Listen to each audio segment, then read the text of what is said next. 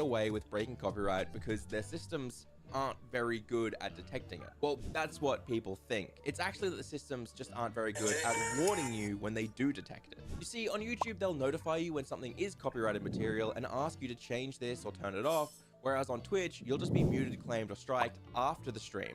This could be days, weeks, months, and you don't get any control. It just happens.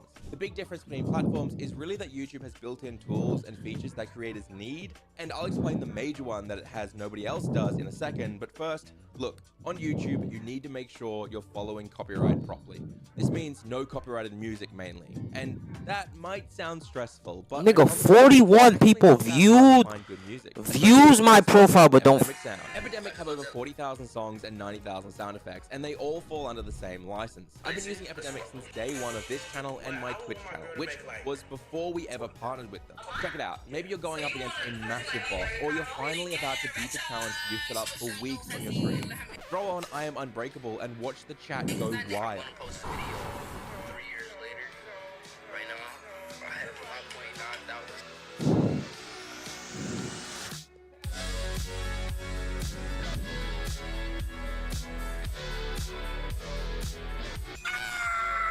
Or maybe you just want to relax, chat to chat, and play some Animal Crossing. Well, grab any of their lo-fi tracks like Airbed by Osoku or their multi-hour-long lo-fi mixes and just sit back. How do you do a video? I don't want to.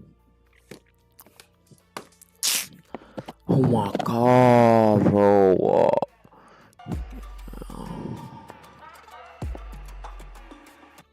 That's why Melio provides the simplest and fastest way to send and receive business payments online.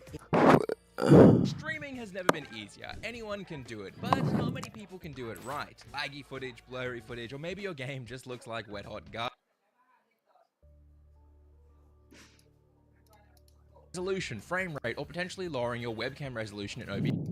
Where and what the best settings are for streaming on Twitch or YouTube. Today, I'm doing most of this inside OBS because if you're having issues with lag and you aren't using OBS, well, that's your first mistake to fix. Other software such as Streamlabs, Twitch Studio, etc. aren't optimized as well as OBS, and I've found often increase your CPU usage by a minimum of 8% just by being open. So get OBS. You do a shot, no hezzy. You've already saved a chunk of resources. So there are three very common issues you'll face: dropped frames, skipped frames, and lagged frames. All of these are caused by different things, and most of the time new streamers will call all types of lag just dropped frames. So let's diagnose these in OBS and then we'll cover Streamlabs in a second. First, open OBS. You do a shot, no hezzy. Click the stats panel. You will get a lot of information such as CPU usage, storage space, current FPS, which are all helpful, but the three I want to focus on are dropped, skipped, and lagged frames, which you can see here. First, dropped frames. These are when your internet or network are having connection or stability issues. Imagine like you're trying to send video over the internet through a big tube and the frames keep leaking out of the holes. Storage space, current FPS, which are all helpful, but the three I want to focus on are drop, skip, and lagged frames, which you can see here. First, drop frames. These are when your internet or network are having connection or stability issues. Imagine like you're trying to send video over the internet through a big tube and the frames keep leaking out of the holes. You do a shot, no hezzy.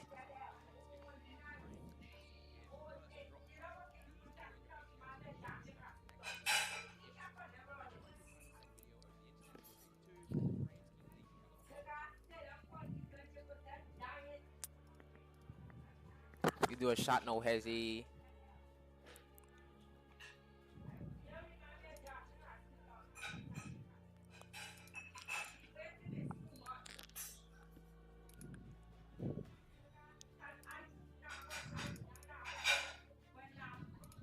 You do a shot, no hezzy.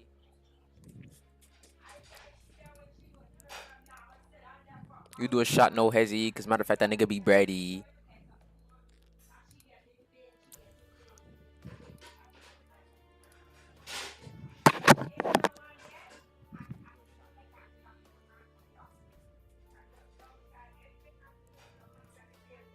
You do a shot, no hezzy, cause matter of fact, that nigga be bready. Yep, time to unspark up from YouTube, cause YouTube does not fucking works. If you have dropped stats, these are by lowering 1080p to 720p. Also, you can generally lower your stream resolution in general video setting. These are caused by high GPU usage, which means to solve these, you need to free up room on your GPU by lowering your game settings, such as resolution, frame rate, or potentially lowering your webcam resolution in OBS from 1080p to GPU use. If I ever have an issue with what is actually taking, generally lower your stream resolution in general video settings. These are caused by settings are. Now, I know a lot of videos just pick a resolution. Now, personally, I stream 1920 by 1080p on both my base canvas and my output. The difference between these two settings is essentially base canvas is your preview window size inside OBS or Streamlabs, and the output is what your final video size is going to be when it goes to your stream. The two main resolutions you'll pick between are 1920 by 1080 or